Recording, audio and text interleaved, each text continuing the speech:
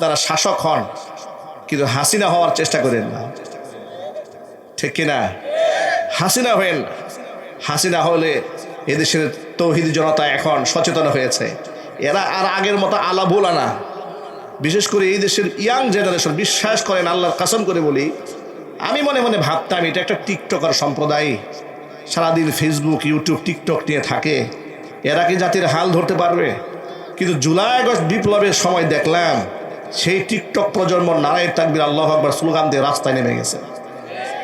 এর দ্বারা প্রমাণ হয় এই জাতিকে তারা হাজারো চেষ্টা করেছে জাহান্নামে মারাবার জন্য, ইমান কলিজা থেকে বের করার জন্য পারে নাই। যেহেতু স্বৈরাচারী খুনি হাসিনাই পারে নাই আমাদের কলিজা থেকে ইমান সরাতে, আগামীর ভবিষ্যতে বাংলাদেশে কেউ পারবে না ইনশাআল্লাহ। গত স্বৈরাচারের আমলে এক মাহফিলে গেছি, এক নেতা মাইকে দাঁড়িয়ে বলছে যে আমাদের নেত্রী, জননেত্রী শেখ হাসিনা 7 জন ওলির ক্ষমতা রাখে। মিজাজটা কেমন খারাপ হয় বলেন তো? বলে 7 জন ওলির ক্ষমতা রাখে। কেন আবার ব্যাখ্যা দিয়ে বলছেন যে এত বড় রাষ্ট্রের একজন প্রধান 7 জন ওলির ক্ষমতা না থাকলে কি আর রাষ্ট্রের প্রধান হয়েছে?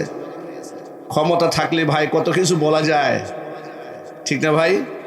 ক্ষমতা থাকলে মানবতার একেবারে মানসকন্যা বলা যায়, গণতন্ত্রের মানসকন্যা বলা যায়, এরপরে মাদার অফ হিউম্যানিটি বলা যায়, মানবতার মা বলা যায়।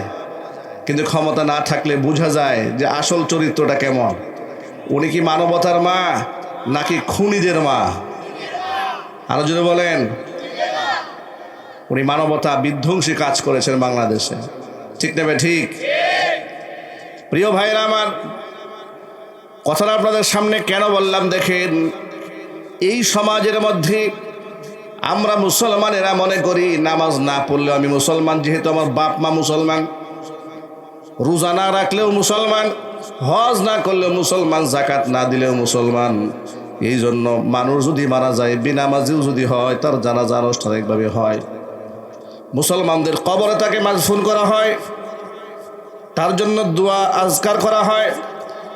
এমনকি এই সমাজের মধ্যে অসংখ্য মানুষ শিরিক এবং বেদাতের মধ্যে লিপ্ত থাকার পরেও ওই মানুষগুলো যদি মরে যায় তাদের জন্য মানুষ দোয়া করে।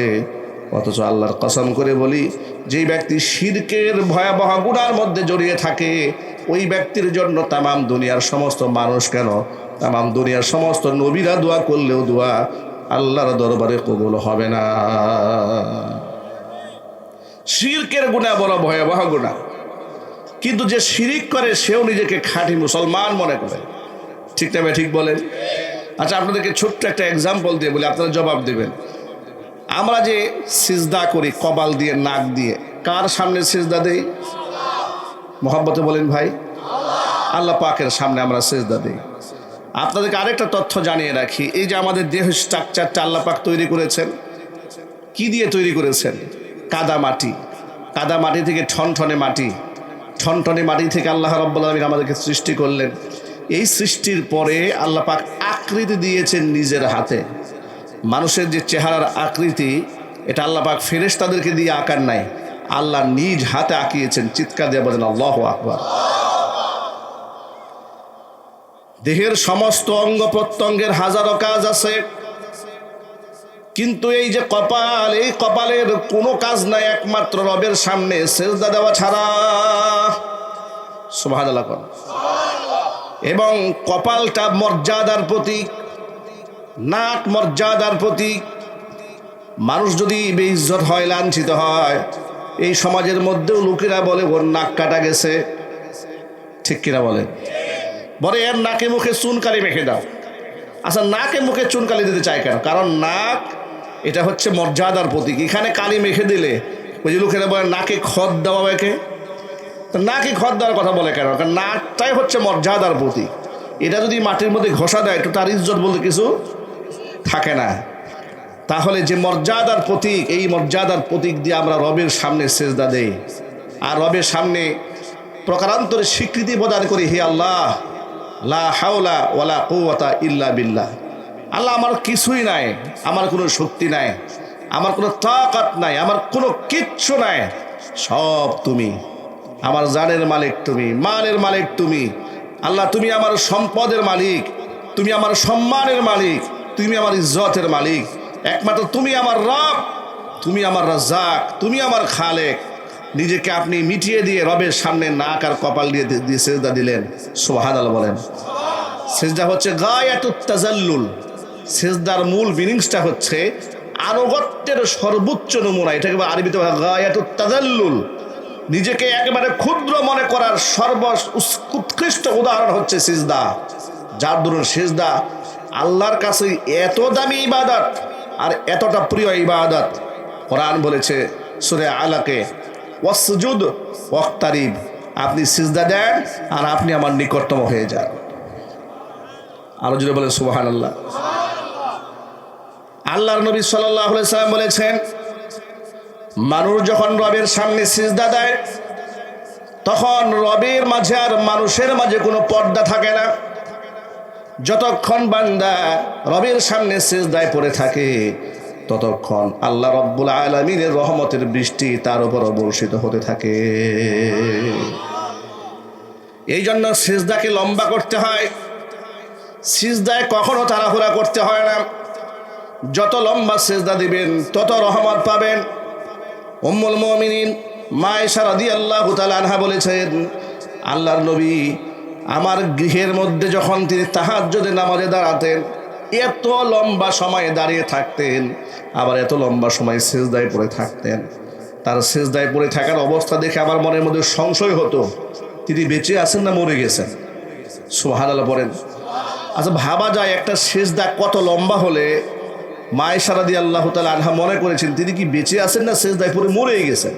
তিনি বলেন, আমি পায়ের মধ্যে চিমটে কাটতাম হাত দিয়ে, দেখতাম যে পা নড়াচড়া করে, বুঝলাম তিনি বেঁচে আছেন। এত লম্বা সিজদা। মা আয়েশা বলেছেন, সেই সিজদা সম্পর্কে আমাকে জানতে চেয়েও না, কেমন ছিল সেই সিজদা, কেমন ছিল তার কিয়াম, কেমন ছিল তার দাঁড়িয়ে থাকা, আমাকে তোমরা জিজ্ঞেস করতে যেও না। আমি রাসূলকে প্রশ্ন করে বলেছি। মা আয়েশা বলেন, লিমা তাফআলু হাকাযা ইয়া রাসূলুল্লাহ, হে আল্লাহর রাসূল আপনি কেন এত কষ্ট করেন? ক্বাদ গুফিরা লাকা মা তাকদ্দামা মিন যামবিকা ওয়া মা তাআখার, আল্লাহ পাক আপনার পূর্বাপর জীবনের সমস্ত গুনাহ মাফ করে দিয়েছেন, আপনি কেন এত কষ্ট করেন? আপনার তো গুনাহ নাই। আল্লাহর নবী তখন বললেন, আয়েশা রে, আফালা উরিদু আন আকুনা আবদান শাকুরা, যে আল্লাহ তাআলা আমাকে এত বড় নিয়ামত দিলেন, যে আল্লাহ তাআলা আমাকে আখিরি জামানার পয়গাম্বর বানালেন, শাফিউল মুজনিবিন বানিয়েছেন, কিয়ামতের ময়দানে আমি সুপারিশ না করা পর্যন্ত বিচার কার্য শুরু হবে না। জান্নাতের দরজায় টোকা না দিলে জান্নাতের দরজায় খোলা হবে না। আমার সুপারিশ মঞ্জুর করে কিয়ামতে বিচার কার্য শুরু হবে। আমার সুপারিশের কারণে অসংখ্য মানুষকে বিনা হিসেবে আল্লাহ জান্নাত দিয়ে দিবে। যে আল্লাহ আমাকে এতটা সম্মান দিলেন, আমি কি ওই আল্লাহ পাকের নিয়ামতের শুকরিয়া আদায় করব না? আমি লম্বা সময় দাঁড়িয়ে থেকে আমি রবের শুকরিয়া আদায় করি। আল্লাহু আকবার বলেন। সেই নবীজি আল্লাহর সামনে এত লম্বা সিজদা দিতেন, আর আমাদের সিজদার মধ্যে কত তাড়াহুড়া। মসজিদে গিয়ে আমরা এত তাড়াহুড়া করে নামাজ পড়ি, ইমাম সাহেবের সিজদাতে তাসবিতে একটুখানি 2-4-5 সেকেন্ড দেরি হলে মুসল্লিদের পিছন থেকে সিগন্যাল শুরু হয়ে যায়। ঠিক না ঠিক বলেন? আমার ভাইরা, রবের সামনে আমরা সিজদা দিব লম্বা সময়, কিন্তু সেটা না করে দেখেন কোন জায়গায় লম্বা সিজদা হয়। লম্বা সিজদা হয় কোথায়? পীরের পায়ে। কথা বলতে হবে ঠিক না ঠিক? আচ্ছা আপনারা জীবনে বলেন, একটা আল্লাহকে হাজির নাজির জেনে বলেন, জীবনে কোনোদিন পীরের পায়ে তাড়াহুড়া করে সিজদা দিয়ে উঠতে দেখছেন? একটা ভিডিও দেখাতে পারবেন। আর আমি আপনাকে শত শত ভিডিও দেখাতে পারবো পীরের পায়ে সিজদা দিয়ে মুরিদ পড়ে আছে, যতক্ষণ পীর হাত দিয়ে ইশারা না করে ততক্ষণ মাথা উঠায় না। নাউজুবিল্লাহ পড়েন। উচিত ছিল রবের সামনে সিজদায় পড়ে থাকবেন ঘন্টার পর ঘন্টা, কিন্তু সেখানে সিজদা না দিয়ে মাজারে কপাল ঠুকরাইতেছে। একদম এই যে সিজদায় পড়ে আছে, পায়ের মধ্যে পড়ে আছে, মাথা উঁচু করে না। লাস্টে পীর সাহেব হাত দিয়ে ইশারা দেয়, তখন মুরিদ মাথা উঁচু করে। আহারে কপাল পুরা, আহারে কপাল পুরা, আহারে দুর্ভাগা, আহারে হতভাগা, আহারে নাদান, আহারে জাহেল। এই নাক আর পিছানি সিজদা দিয়ে রবের সামনে তুমি পড়ে থাকার কথা ছিল, তুমি পড়ে আছো মানুষের পায়ের নিচে। গোলামের গোলামি করো তুমি। তুমি তো গোলামি করবে স্রষ্টার। স্রষ্টাকে, স্রষ্টাকে, আল্লাহর গোলামি বাদ দিয়ে মানুষের গোলামি করো। কবরের কাছে গিয়ে সাহায্য চাও, মাজারিকে কপাল ঠুকরাও আর বলা বাবা আমাকে সন্তান দেন, আমাকে ছেলে দেন, আমাকে মেয়ে দেন, ব্যবসা বাণিজ্যে বরকত দেন। গরু নিয়ে যাচ্ছে মাজারে, ওরাস শরীফে ডজনে ডজনে গরু। আবার সেখান থেকে বলা হচ্ছে যে খাস দিলে একটা মাত্র গরু ওরাস শরীফে দিলে বিনা হিসেবে জান্নাতে চলে যাবে। সাধারণ পাবলিক তো বুঝেই, সারা জীবনে কত গুনাহ করলাম, যদি একটা গরু দিয়া বিনা হিসেবে জান্নাতে যাওয়া যায় অসুবিধা কি? অফার তো মিস করা যাবে না। বেচারা খেয়ে না খেয়ে গরু একটা নিয়ে দৌড় দিয়েছে। আমি জিজ্ঞেস করতে চাই, পৃথিবীর কোনো পীরের বাবার ক্ষমতা আছে আমাকে জান্নাতে নিয়ে যাওয়ার? আর চিৎকার দিয়ে বলেন। তাহলে কিসের বিশ্বাসে আপনি এখানে সেজদায় পড়ে আছেন? আপনি তাকেই রব জেনে বসে আছেন।